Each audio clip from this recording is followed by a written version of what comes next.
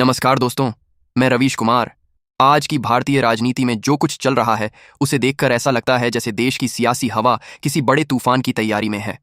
संसद से लेकर सड़क तक, कोर्ट से लेकर कैबिनेट तक और सत्ता से लेकर विपक्ष तक, हर जगह एक बेचैनी, एक घबराहट और एक गहरी हलचल दिखाई दे रही है।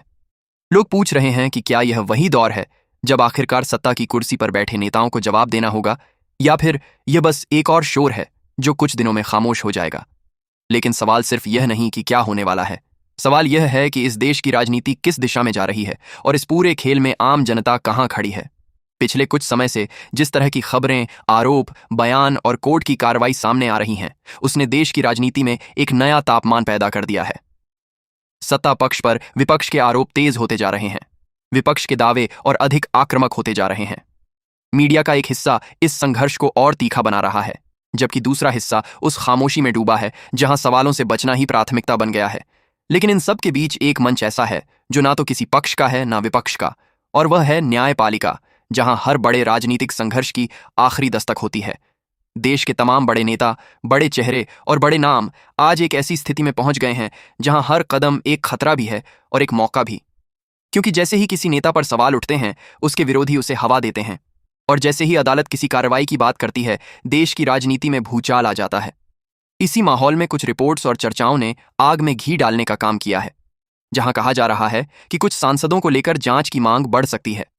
कोई कह रहा है जांच के आदेश हो सकते हैं, कोई दावा कर रहा है सियासी खेल पलट सकता है, तो कोई विपक्ष ये कह रहा है कि अब इलाज शुरू हो चुका है।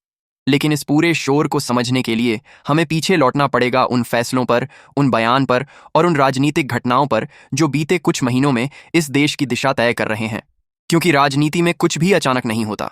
हर फैसला, हर बयान, हर गठबंधन, हर टूटन और हर टकराव सबका एक संकेत होता है, और वही संकेत आज देश की राजनीति को एक सुबाल तक लेकर आए हैं।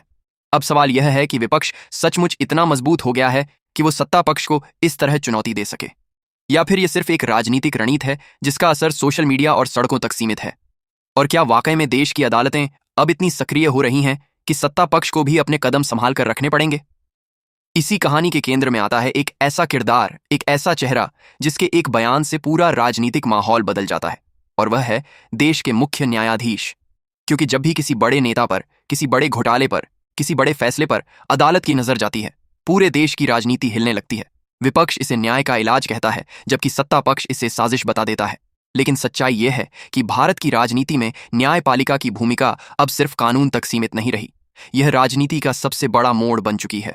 और दूसरी तरफ खड़ा है विपक्ष, जिसके सबसे बड़े चेहरे लगातार सत्ता पक्ष को घेरने की कोशिश में लगे हुए। उनके हर बयान को लेकर बहस छिड़ जाती है, उनके हर कदम पर मीडिया की नजर रहती है, और उनके हर शब्द पर सत्ता पक्ष की प्रतिक्रिया आती है। यह वही नेता हैं जिनके बारे में कहा जाता है कि आज उनकी लोकप्रियता लगातार बढ़ रही है और सत्ता पक्ष उन्हें रोकने के लिए हर दांव आजमा रहा है।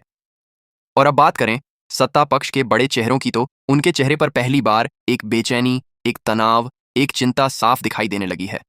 उनके भाषणों की तीव्रता बढ़ रही है, उनके बयान और कठोर हो रहे हैं, और उनके समर्थक भी यह समझ रहे हैं कि हवा कुछ बदल रही है। कुछ ऐसा है जो पहले नहीं था, और इसी बदलाव ने इस पूरे संघर्ष को और तीखा बना दिया है।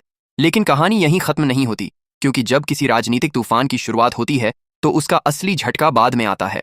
और आज देश उसी दौर में खड़ा है जैसे कोई बड़ा खुलासा, कोई बड़ा फैसला या कोई बड़ी राजनीतिक कार्रवाई कभी भी सामने आ सकती है। और यही वजह है कि सोशल मीडिया, टीवी स्टूडियो और जनता की चर्चा सब एक ही सवाल पर अटक गई है। क्या सत्ता पक्ष की मुश्किलें अब सचमुच बढ़ने वाली हैं? जैसे जैसे